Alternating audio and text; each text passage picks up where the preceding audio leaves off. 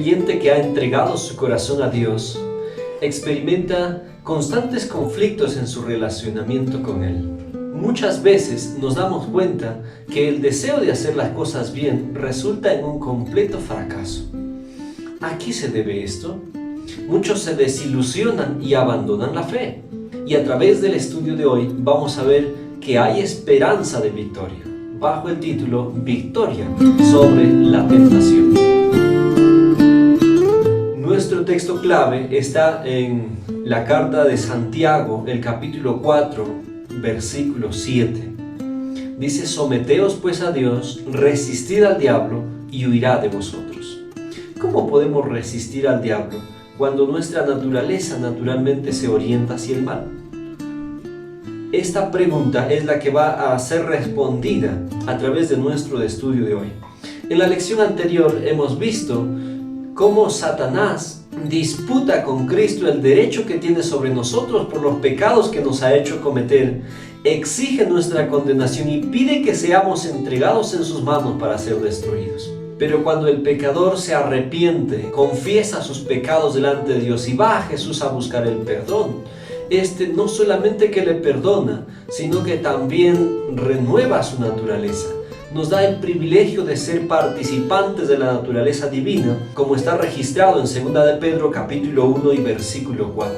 Se nos concede una nueva naturaleza con la que estamos capacitados para vivir una vida de obediencia a Dios, pero también para vencer sobre el pecado. En el tema de hoy vamos a ver también la lucha constante a la que Satanás se va a dedicar para que caigamos de esa nueva posesión en nuestra relación con Dios a la que Cristo por su gracia nos ha elevado. Este tema está basado en el Evangelio según San Mateo y el capítulo 4. Después de que Jesús fue bautizado en el Jordán, el Espíritu lo condujo al desierto para que el demonio lo tentara. El Espíritu Santo lo había preparado para aquella escena singular de terrible tentación. Durante 40 días estuvo tentándole Satanás y en todo ese tiempo no probó bocado alguno. Hoy vamos a conocer cómo podemos obtener victoria sobre el pecado. En este capítulo encontramos varios elementos en acción. Entre los principales está Cristo y Satanás. Satanás es el tentador.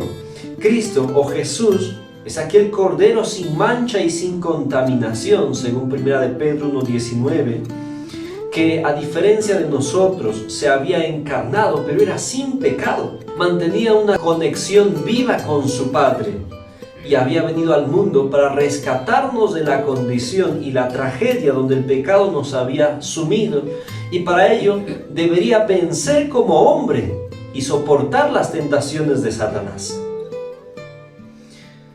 Después de ser bautizado y haber ayunado 40 días, se le permitió ser tentado. ¿Pero qué es la tentación? La tentación es la presión ejercida sobre el ser humano para que pueda ir en contra de la voluntad expresa de Dios. Es la incitación al pecado. La tentación tiene dos detalles: el momento y el diálogo. El momento es elegido por Satanás, y según la Escritura, aquí encontramos a Jesús que estaba débil, demacrado por el hambre, agotado por la agonía mental y macilento. Y ese fue el momento que Satanás escogió para la tentación. La soledad y la necesidad son los momentos perfectos para que Satanás obre. Y el diálogo. Muchas veces, cuando nos sentimos tentados a hacer algo, hay un debate en nuestra mente. Parecía que hablamos con nosotros mismos, pero no lo es. Es Satanás quien introduce la idea de que cedamos a la tentación.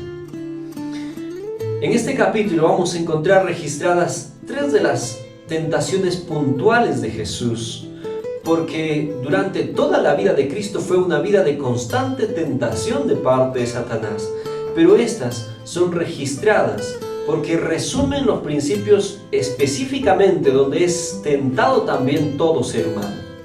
La primera tentación era convertir las piedras en pan. La segunda tentación era que él debería echarse del pináculo del templo.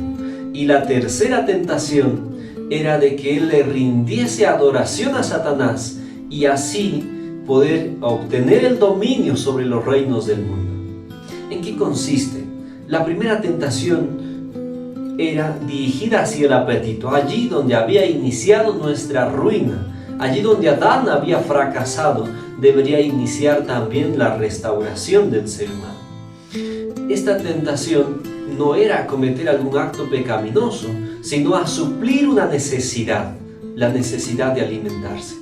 Sin embargo, esto tenía varias implicaciones. En primer lugar, la invitación que le hizo Satanás: si eres hijo de Dios, di que estas piedras se conviertan en pan. Aparentemente Satanás estaba como un ángel de luz, pero Jesús le había reconocido.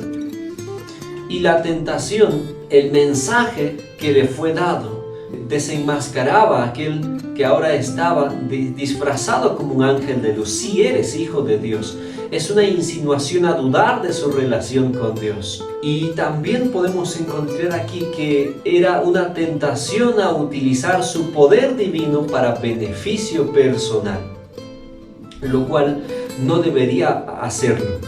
Como hombre debería vencer la tentación sin utilizar su poder divino.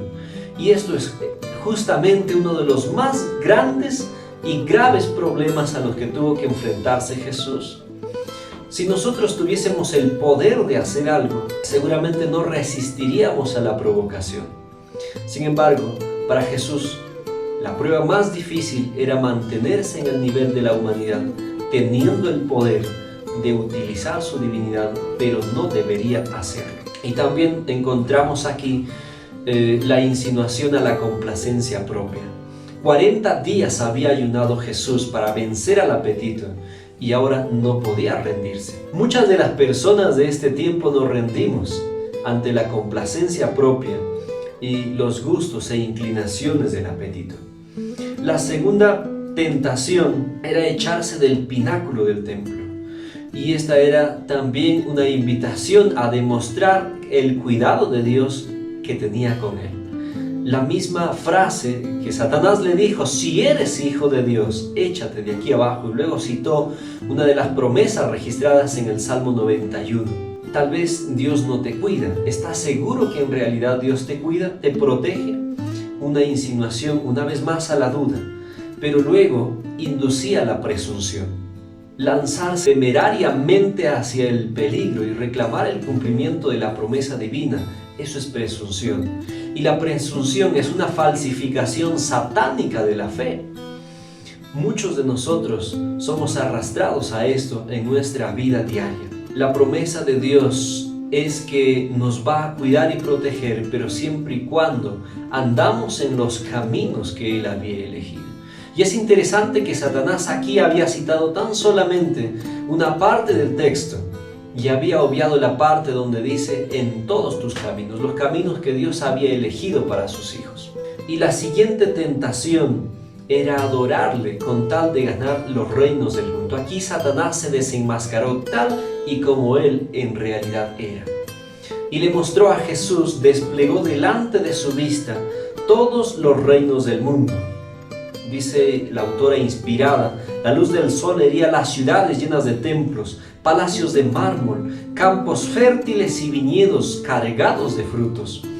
Había ocultado el lado oscuro de la tragedia del pecado y aseveraba que él había logrado en prosperidad lo que la ley de Jehová no lo había hecho. Sin embargo, tampoco tuvo éxito esta tentación.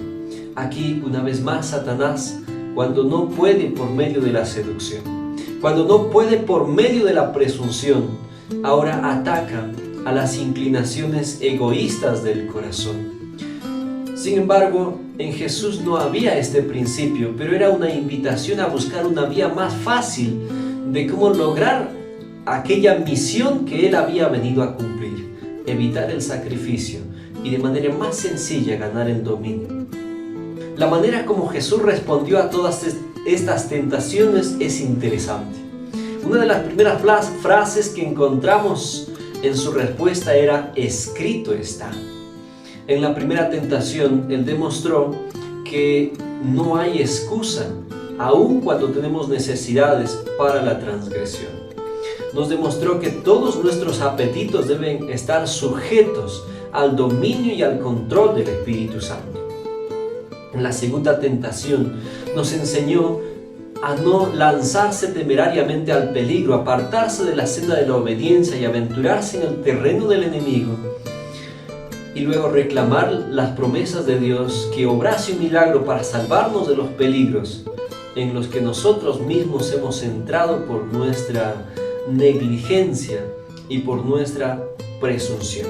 En la siguiente respuesta encontramos un principio que necesitamos interiorizar en nuestra vida. Satanás siempre apela a nuestros deseos egoístas de riqueza, de obtener fama, de obtener poder y de prosperar en la vida, y eso a costa de nuestros principios, y eso es algo que Jesús no pudo permitir. En resumen, la victoria de Jesús fue absoluta. Su victoria fue tanto en nuestro lugar como nuestra representación, pero también es nuestro ejemplo. Los momentos que Satanás elige para tentarnos es cuando estamos atribulados, es cuando sentimos necesidad y nubes oscuras cubren nuestro futuro y nuestra vida. Y la forma en cómo Satanás actúa es para seducirnos a dudar de Dios. ¿Será que Dios me cuida? ¿Será que Dios me protege? ¿Será que Dios me ama? Si Dios me ama, ¿por qué me permite el sufrimiento? ¿Por qué permite los problemas que paso en mi vida? Pero cuando esto no funciona, nos guía hacia la complacencia del apetito. Y cuando nuestra mente y nuestras capacidades han sido embotadas, entonces puede confundirnos con facilidad.